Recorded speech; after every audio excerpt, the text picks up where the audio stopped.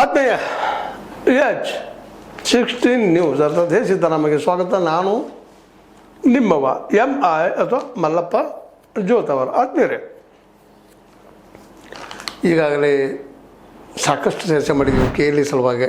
KLE ಅಂದ್ರೆ ಗೊತ್ತು ನಿಮಗೂ, ಕರ್ನಾಟಕ ಲಿಂಗಾಯತ ಎಜುಕೇಷನ್ ಸೊಸೈಟಿ ಆ್ಯಕ್ಟ್ನಲ್ಲೇ ನೋಂದಣಿ ಆದಂಥದ್ದು.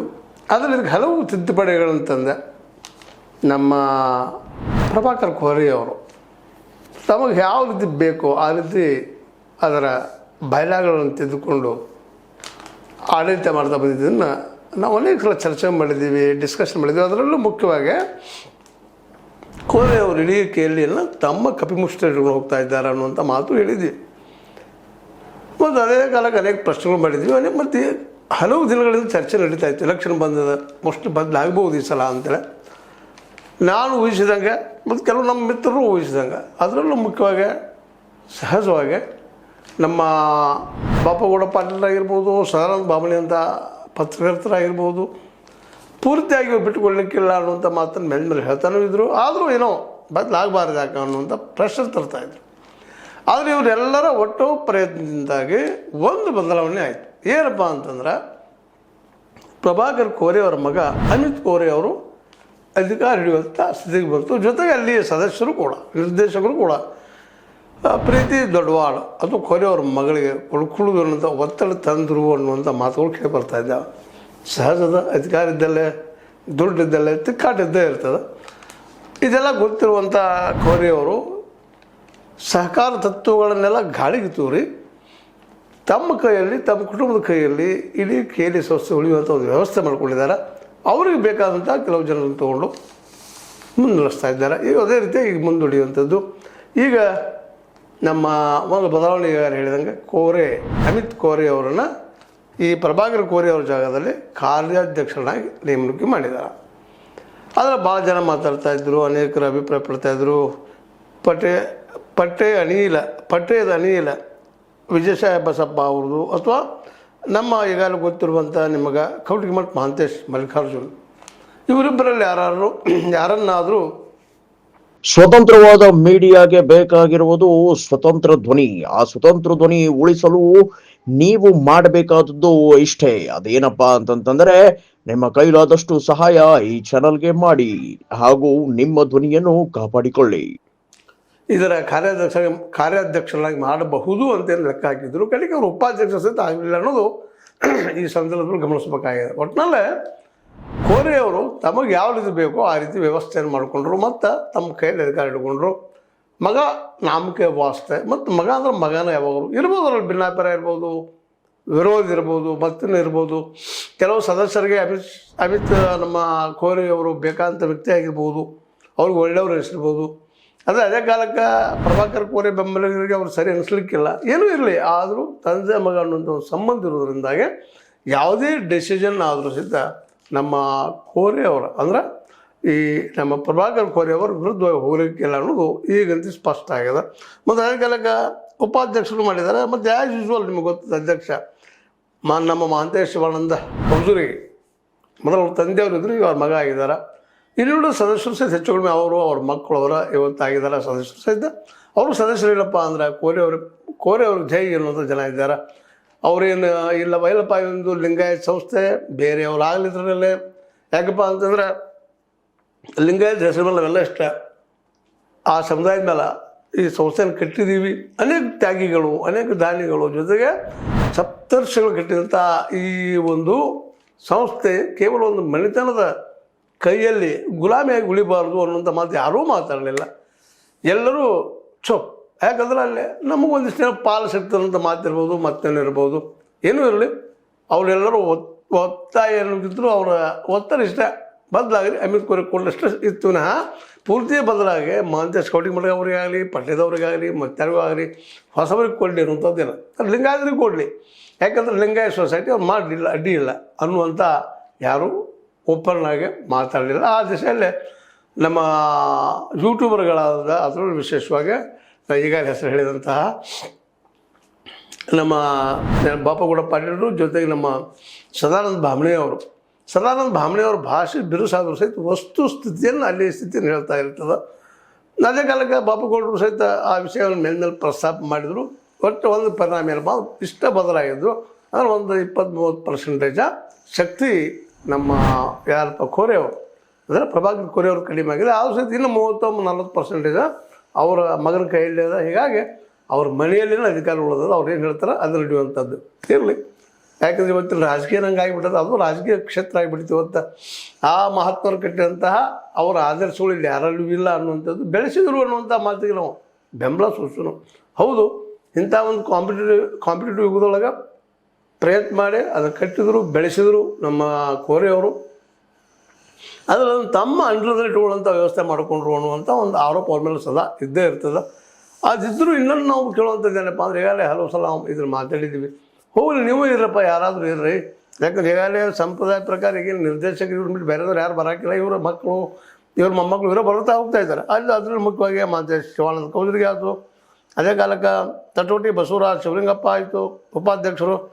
ಬಾಗೇವಾಡಿ ಪ್ರವೀಣ್ ಅಶೋಕ, ಡಾಕ್ಟರ್ ದೊಡ್ಡವಾಡ ಪ್ರೀತಿ ಖರನ್ ಅವರು, ಮುಂದೆ ಕವಟಿಗೆ ಮಠ ಮಹಾಂತೇಶ್ ಮಲ್ಲಿಕಾರ್ಜುನವರು, ಕೊಳ್ಳಿ ಮಲ್ಲಿಕಾರ್ಜುನ ಚನ್ನಬಸಪ್ಪ ಅವರು, ಮೆಟಗುಡ್ ವಿಜಯ ಶ್ರೀಶೈಲಪ್ಪ ಅವರು, ಮನವಳ್ಳಿ ಮಂಜುನಾಥ್ ಶಂಕರಪ್ಪನವರು, ಪಾಟೀಲ್ ಬಸವರಾಜ್ ರುದ್ರಗೌಡರವರು, ಡಾಕ್ಟರ್ ಪಾಟೀಲ್ ವಿಶ್ವನಾಥ್ ಈನಗೌಡರು, ಪಾಟೀಲ್ ಯಲ್ಲನಗೌಡ, ಶಿವಮೊಗ್ಗಪ್ಪ ಆಗಿರ್ಬೋದು, ಪಟೇಲ್ ಅನಿಲ್, ವಿಜಯ ಬಸಪ್ಪ ಇವರೆಲ್ಲ ಆಡಳಿತ ಮಂಡಳಿಯ ಸದಸ್ಯರು. ಇವರು ಹಿಂದೆ ಇದ್ದವರು ಆಗಿರ್ಬೋದು, ಹಿಂದಿನ ಮುಂದುವರೆದಂತರು ಆಗಿರ್ಬೋದು, ಏನೂ ಇರಲಿ. ಇವ್ರನ್ನ ಬಿಟ್ಟು ಇವರು ಎಲ್ಲರೂ ಇವತ್ತು ಹೆಚ್ಚು ಕಡಿಮೆ ಇದ್ದಂಥ ಸದಸ್ಯರು ಸಹಿತ ಲಿಂಗಾಯತರಲ್ಲಿ ಅತಿ ಶ್ರೀಮಂತರು ಅನ್ನೋದ್ರಲ್ಲಿ ಎರಡು ಮಾತಿಲ್ಲ.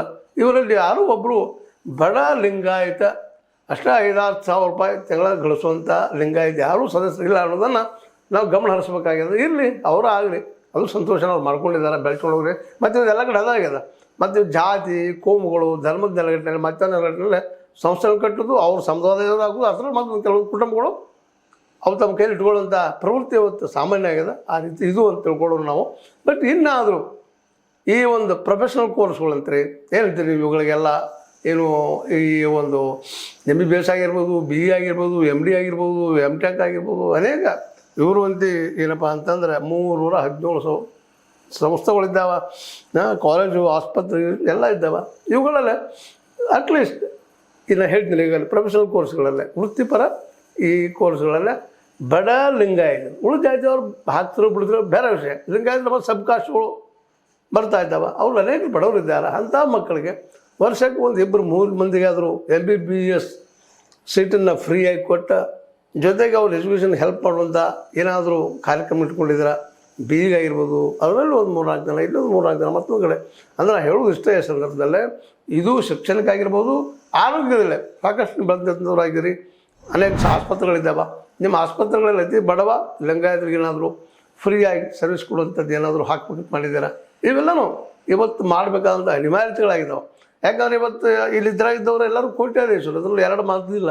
ಮತ್ತು ಕೋರೆಯವರಂತೆ ಇವತ್ತಿನ ಕಾರ್ಪೊರೇಟ್ರು, ಅದು ಕಾರ್ಪೊರೇಟ್ ಅವ್ರಿಗೆ ಗೊತ್ತಾಗ್ತದೆ ನಿಮಗೆ. ಇವತ್ತಿನ ನಮ್ಮ ಅಂಬಾನಿ ಅದಾನಿ ಅಂತ ಅವರ ಲೇವಲ್ದಲ್ಲಿ ಬಂದಿಲ್ಲಂಥ ವ್ಯಕ್ತಿ. ಆದರೆ ಇಲ್ಲಿ ಕೌಟುಂಬಿಕ ರಾಜಕಾರಣವನ್ನು ತೆಗೆದುಕೊಂಡಿದ್ದಾರೆ. ತಗೊಳ್ಳಿ, ಅದು ಜನಕ್ಕೆ ಅಟ್ಲೀಸ್ಟ್ ತಮ್ಮ ಜನಕ್ಕೆ ಏನಾದರೂ ಒಳ್ಳೆಯದನ್ನು ಮಾಡಲಿಕ್ಕೆ ಸಾಧ್ಯದನ ಅನ್ನುವಂಥದ್ದು ಇವತ್ತು ಗಮನದಲ್ಲಿಟ್ಟುಕೊಂಡು, ಅದರಲ್ಲೂ ಒಂದಿಷ್ಟು ಏನೋ ಅಮಿತ್ ಕೋರಿ ಅವ್ರ ಸಲ ಒಂದಿಷ್ಟು ಒಳ್ಳೆ ಮಾತುಗಳನ್ನು ಕೇಳಿದ್ದೀವಿ. ಏನಪ್ಪ ಅಂದರೆ ಇಲ್ಲ ಒಂದು ಸ್ವಲ್ಪ ನಿರ್ಧಾರಿದ್ದಾರೆ ಮನುಷ್ಯ ಒಳ್ಳೇದು ಮಾಡ್ತಾರೆ ಅಂತೇಳಿ. ಒಳ್ಳೇದು ಕೇವಲ ತಮ್ಮ ಸಂಬಂಧಿಕರಿಗೆ, ರಿಲೇಷನ್, ಫ್ರೆಂಡ್ಸ್ಗೆ ಅಷ್ಟೇ ಅಲ್ಲ, ಅದೇ ಬಡ ಮಕ್ಕಳಿಗೆ, ಬಡ ಲಿಂಗಾಯತರಿಗೆ ಮತ್ತು ಬಡ ಇನ್ನುಳಿದ ಸಮಾಜದ ವ್ಯಕ್ತಿಗಳಿಗೆ ಎಜುಕೇಷನ್ ದೃಷ್ಟಿ ಇಟ್ಕೊಂಡು ಒಂದಿಷ್ಟು ಏನಾದರೂ ಅನುಕೂಲಗಳನ್ನು ಅವ್ರ ಫ್ರೀ ಎಜುಕೇಷನ್ನ, ಅದನ್ನು ನಮಗೆ ಪ್ರೊಫೆಷ್ನಲ್ BE BCom ಅಲ್ಲಿ ಕೊಡೋದಲ್ಲ. ಇವತ್ತು BA BComಗೂ ಸಹಿತ ಅಥವಾ MCom ಅದು ಇನ್ನುಳಿದಕ್ಕೂ ಸಹಿತ ಇವತ್ತು ಏನಪ್ಪ ಅಂದ್ರೆ ನಿರುದ್ಯೋಗ ಸಮಸ್ಯೆ ಕಾಡ್ತಾ ಇರೋದ್ರಿಂದಾಗೆ ಅದಕ್ಕಿಂತ ಹೆಚ್ಚಿಗೆ ಪ್ರೊಫೆಷನಲ್ ಕೋರ್ಸ್ಗಳಲ್ಲಿ ಹೆಚ್ಚಿಗೆ ಬಡ ಲಿಂಗಾಯತರಾಯಿತು. ಜೊತೆಗೆ ಇನ್ನುಳಿದ ಸಮಾಜಕ್ಕೂ ಹೆಲ್ಪ್ ಆಗುವಂಥದ್ದು ಏನಾದರೂ ಇನ್ನು ಮುಂದಿನ ದಿನಗಳಲ್ಲಿ ಪ್ರೋಗ್ರಾಮ್ ಇಟ್ಕೊಂಡಿದ್ದಾರೆ ಅನ್ನುವಂಥ ಪ್ರಶ್ನೆ ಇವತ್ತು ಮಾಡಬೇಕಾಗಿದೆ. ಯಾಕಪ್ಪ ಅಂತಂದ್ರೆ ಇವತ್ತು ಈ ದೇಶದ ಅರ್ಥವ್ಯವಸ್ಥೆ ಯಾವ ರೀತಿ ಆಗಿದೆಪ್ಪ ಅಂದ್ರೆ ಕೇವಲ ಇದ್ದವ್ರ ಕೈಯಲ್ಲಿರುವಂಥದ್ದಾಗ್ಯದ. ಇವತ್ತು ಏನಾದರೂ ಜಗದಲ್ಲೇ 3ನೇ ನಂಬರು 4ನೇ ನಂಬರು ಶ್ರೀಮಂತ ದೇಶ ಆಗಿದ್ದರೆ ಅದು ನಿಮ್ಮಂಥವ್ರಿಗೆ ಇಷ್ಟ. ಉಳಿದು ಬಡ ಈ ದೇಶದಲ್ಲಿ 90% ಜನ ಇವತ್ತು ಸಹಿತ ಬಡತನ ರೇಖೆ ಅಂತ ಕೆಳಗೆ ಇದ್ದಂಗೆ ಅದಾರ. ಬದುಕ ಭಾಳ ಕಷ್ಟದ ಕೆಲಸ ಅದೆಲ್ಲ ಜಾತಿಯಲ್ಲಿದ್ದಾರೆ, ಒಂದು ಅಂತಲ್ಲ.